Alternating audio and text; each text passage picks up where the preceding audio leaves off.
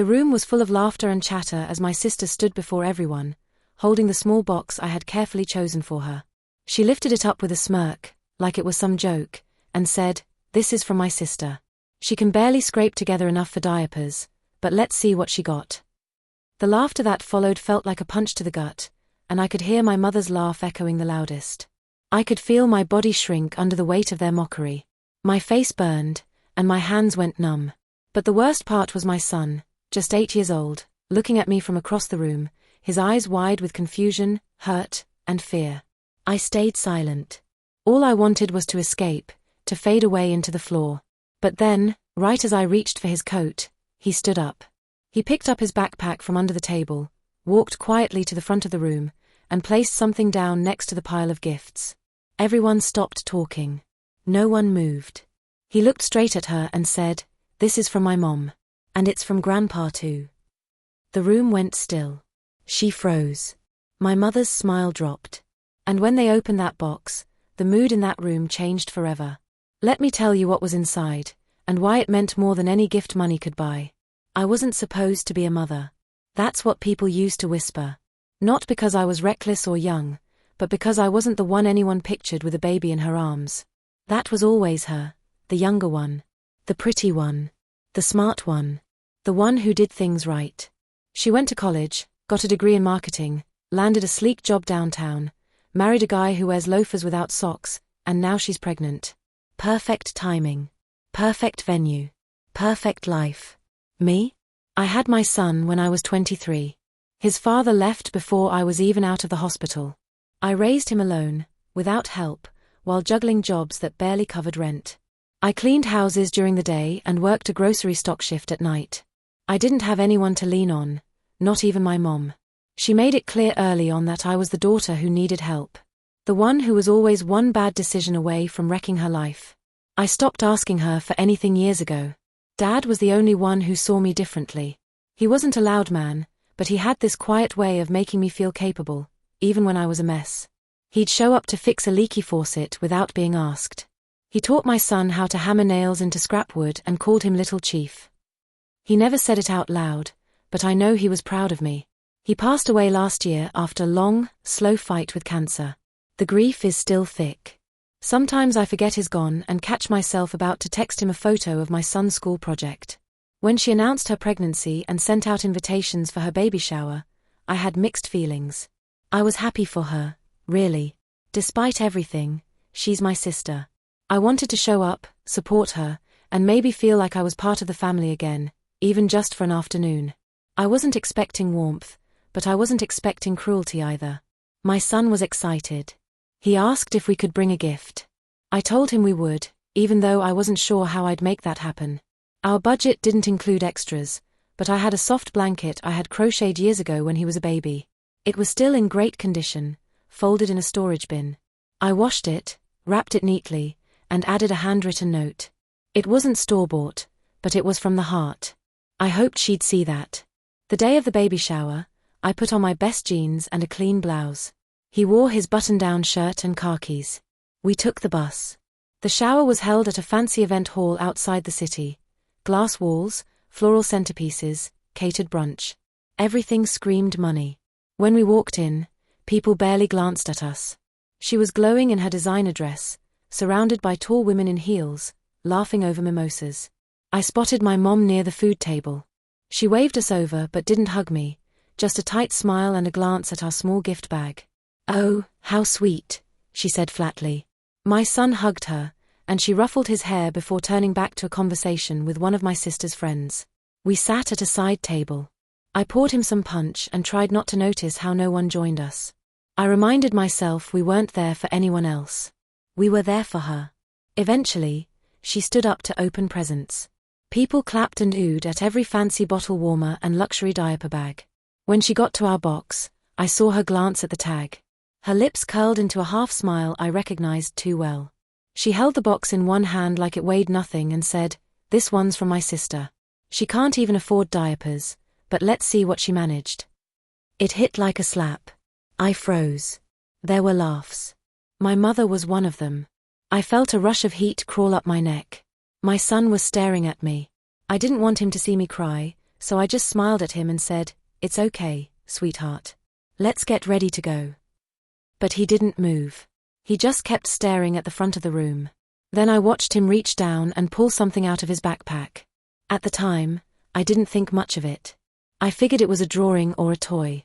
I didn't know what he was planning.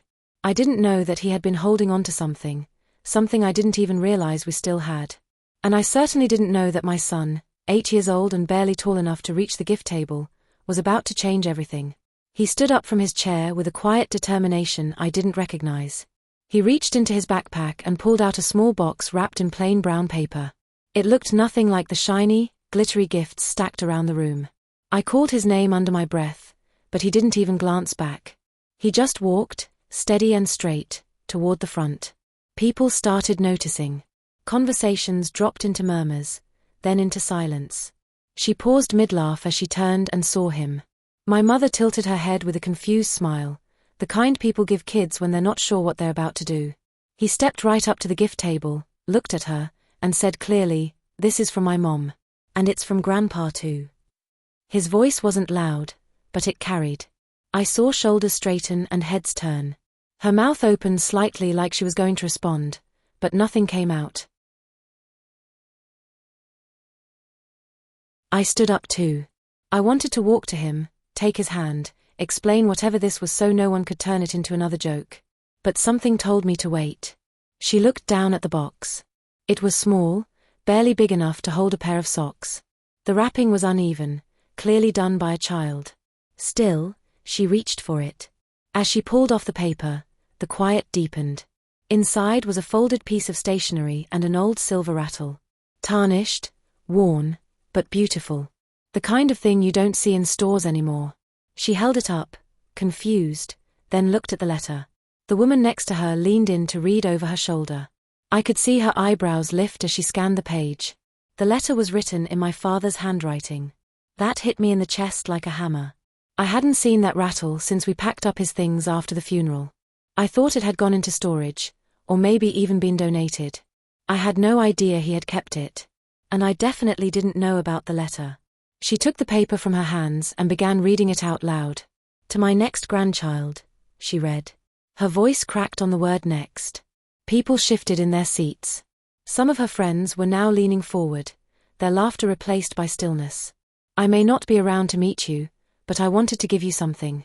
This rattle has been in our family for 3 generations. I gave it to my daughter when she had her son. Now it's yours." I watched as her hands slowly lowered. She was staring at the rattle again. The reading continued. "Family isn't about who has the biggest house or the most money. It's about who shows up, who sacrifices, who forgives. I hope when you grow up, you treat people with kindness, no matter what they have or don't have. You'll learn soon enough, gifts come in many forms." By the time she finished, you could hear the air conditioning humming through the ceiling. That's how quiet the room had become. She was pale, her fingers curled tightly around the letter. The woman next to her didn't look at me, but I saw the way she blinked fast and sharp, as if trying to hold something in. He turned to look at me. I smiled, but I was still frozen. My throat was tight, and my hands trembled. I had brought a recycled blanket to a baby shower full of money. But my son brought something no one could match: our history, our heart, our truth. I didn't know what to do next. Apologize? Take him and leave? But before I could move, she did something I didn't expect. She stepped around the table and walked over to him. Then, in front of everyone, she knelt and hugged him. Not a polite pat. Not a performance. A real hug. One that held on. "Thank you," she said softly. "I didn't know he left something like this. I didn't know." He nodded once and walked back toward me. I crouched to hug him, and when I held him, it was like something inside me cracked open. Not in a painful way, more like a dam finally giving way. There wasn't applause. There weren't more jokes. Just silence. And then quiet conversation. And finally, a strange kind of peace. I didn't expect to be respected that day. I just didn't want to be humiliated. But my son, he reminded everyone, including me, what it means to show up with love, even when the world doesn't make space for you. After he handed over that box and the letter was read, I stood there like the ground had shifted beneath me. I wasn't embarrassed anymore. I wasn't angry. I was stunned. Because while I had been trying to survive, my son had been watching everything, taking it all in and quietly planning to protect me in a way I didn't think an 8-year-old could. The hug had come and gone. The tension in the room had drained out, replaced by a thick, awkward quiet. I sat back down and pulled him close. He didn't say anything. He just leaned his head against my shoulder and let me hold him. I should have been proud in that moment. And I was. But there was also something else. Guilt. Not because of anything I had done wrong, but because I realized how often I had underestimated both of us. I had been so focused on getting through each day that I forgot we had more to offer than struggle. He reminded me that our value didn't need to be proven by how much we had or how polished we looked. As people started to chat again, I kept thinking back to the letter. That rattle. The things I had left behind in a box when we cleaned out my father's room. I remembered that day clearly. She had barely spoken. The other didn't stay long. It was him who helped me carry things to the garage. I hadn't noticed at the time that he had taken the rattle and the letter. He must have found them in one of the drawers. I never asked, and he never told me. Later that night, I asked him why he brought the gift without telling me. We were sitting on his bed. He was in his pajamas, his stuffed dinosaur under one arm. Because you always give people everything, Mom, and they don't see it, he said. I wanted them to see it this time. I didn't cry right then. I just kissed the top of his head and sat with him until he fell asleep. But I couldn't stop thinking about what he said. It echoed inside me louder than anything she had ever said. That night, I stayed up going through old photos and cards. I found more letters from my dad, scribbled notes in the margins of newspaper clippings, doodles he'd left in the corners of envelopes. He'd written my name more times than I could count. I had spent years thinking I wasn't enough. But here it was, evidence that I had always mattered to someone. The next morning, I made a decision. I wasn't going to hide from my family anymore. I wasn't going to pretend like I didn't care about how they treated me. I was going to show up, differently. For myself. And for him. I called her that afternoon. She answered with her usual clipped voice. I wanted to say thank you, I told her. For reading the letter. She was quiet. Then she said, I didn't know he wrote that. I didn't either. But he did. And he saved it. There was another pause. Then softly she said, he's a good boy. He is. And I'm doing my best to raise him right. I know, she said. And that was the first time in years I believed she meant it. I didn't expect a complete change overnight. I didn't expect her to suddenly become the kind of mother who hugs and says sorry. But I knew something had shifted. She heard my father's words as clearly as I did. And maybe for the first time, she saw me the way he always had. She texted me later that week. Said she'd kept the letter and the rattle on the baby's dresser. She thanked me again and said she wanted her child to know about our father. I didn't press for more. That was enough. But more than anything, I felt different. I stood taller. I looked people in the eye again. And not because anyone gave me permission, but because my son had. He reminded me who I was. What I came from. And that the love we carry, even when it's quiet and hidden in plain brown paper, has a weight that no one can laugh away. I didn't expect to hear from her again so soon. But just a few days after the baby shower, she asked if I could come over. She said she wanted to talk. No emojis. No awkward exclamation points. Just a plain message with a time and address. I stared at the screen, unsure if I should go. Part of me wanted to ignore it. I was tired of making the first move. Tired of showing up to places where I wasn't welcome. But this time felt different, not like a demand, but an invitation. So I said yes. I brought him with me. When we arrived at her apartment, the place smelled like cinnamon and vanilla, like she had tried to make it warm on purpose. There were baby clothes folded neatly on the couch. A crib against the wall. And on the dresser near the window, I saw it, the rattle and the letter. Now framed and upright, like something sacred. She opened the door and gave him a soft smile. Then she turned to me and asked if we could talk privately. He went to the kitchen, where her husband was making hot chocolate. I followed her into the nursery. She sat on the edge of the bed and rubbed her hands together. For a moment, she didn't speak. Finally, she said, I was cruel at the shower. I meant it as a joke, but I knew it would sting. That was the point. I didn't say anything. I wanted to hear the rest. She took a deep breath. I've been jealous of you. I never said it out loud before because it felt ridiculous. Everyone always said I was the one who had it all together. But you have something I don't. You raised a child who would walk into a room full of strangers, speak from his heart, and make grown adults stop and think. That doesn't come from luck. That comes from you. My throat tightened. I didn't know what to say. She glanced at the framed letter. When Dad passed, I shut down. I didn't want to admit how much I needed him. But I think I hurt you worse because I tried to pretend like he never favored anyone. He did. He favored you. And I hated it, because deep down, I knew you earned it. I stepped forward and sat next to her. The room was quiet except for the hum of the heater. I could smell the soft scent of baby lotion. I didn't want to compete with you, I said finally. I just wanted us to be sisters. She nodded, tears starting to form. I don't want to compete anymore either. We sat there for a while without speaking. The silence was full, not empty. Then she asked if she could tell her baby about our dad. Not just about the rattle, but about how he used to sneak candy to my son. How he showed up to parent-teacher nights even when I couldn't get off work. How he always told bedtime stories in the same silly voice. She wanted her child to know that kind of love too. I told her yes. Of course. When we came back to the living room, he was curled up on the couch, a mug of hot chocolate in his hands. Chocolate on his upper lip. She knelt in front of him and said, "You know, when your cousin is born, I'm going to tell them about you. How brave you were. How much you love your mom." He gave a small smile and nodded. On the way home that night, he asked me if she was still mad. No, I said. I think she just finally saw things the way they really are. It wasn't about the letter or the rattle alone. It was about what they represented, our family's history, our love, our pain, and our worth. It was about being reminded that dignity doesn't come from status or wealth.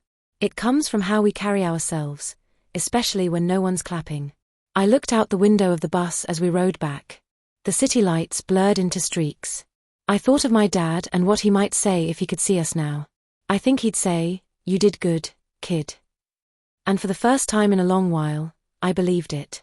After that night at her apartment, something subtle but undeniable began to shift between us. We weren't suddenly best friends. We didn't start texting heart emojis or calling every day. But the tension, that quiet current of competition and judgment that had always buzzed underneath our conversations, was gone. A week later, she invited me to a family dinner at my mom's house. At first, I hesitated. I hadn't sat at that table in over a year. I wasn't sure if I wanted to go back to a place where I'd been dismissed so many times. But he wanted to go. And I reminded myself that showing up wasn't just about forgiving others, it was about choosing to be seen on my own terms. We brought a homemade lasagna. I didn't dress up, but I wore something I felt good in. When we walked in, my mom was setting the table. And to my surprise, she smiled like she meant it. "You cooked?" I asked, gently teasing. She looked at me and said, "You inspired me. You always did more with less." I didn't know how to respond to that, so I just nodded and helped her set the last few plates. Dinner wasn't perfect. There were moments where the conversation stalled. Moments where it felt like everyone was trying too hard. But there was also laughter. And he sat beside my mother, telling her all about his science project. And she listened. Really listened. Later that night, when we got home, he asked, "Are we a real family now?" That question hit harder than anything else. "Yes," I said. "We always were. But now I think they're finally starting to see it too." The truth is, for years I carried shame I didn't deserve. I measured my worth against everyone else's achievements, thinking I was behind, that I'd failed somehow. It's easy to believe that when the world rewards perfection and money and status. But what I learned, what he reminded me, is that love, real love, isn't measured in price tags or applause. It's measured in presence, in effort, in the quiet things you do when no one is watching. He knew that. He didn't raise me with big speeches or expensive gifts. He raised me with patience and faith. When he left that letter and that rattle behind, he wasn't just giving something to the next baby in the family. He was passing down a value. A truth. A reminder that some things are too important to be forgotten or buried in bitterness. In the weeks after the baby shower, things between us started to shift. Slowly, carefully, we began rebuilding. She asked questions about my life that she'd never cared about before. She came to his school play, brought her husband, even stayed afterward to take us out for ice cream. I still don't know if our relationship will ever be effortless, but it's becoming honest. And that's more than I ever thought possible. My mom, too, has changed in small ways. She's softer with him now. She asks me how I'm doing, without it sounding like an obligation.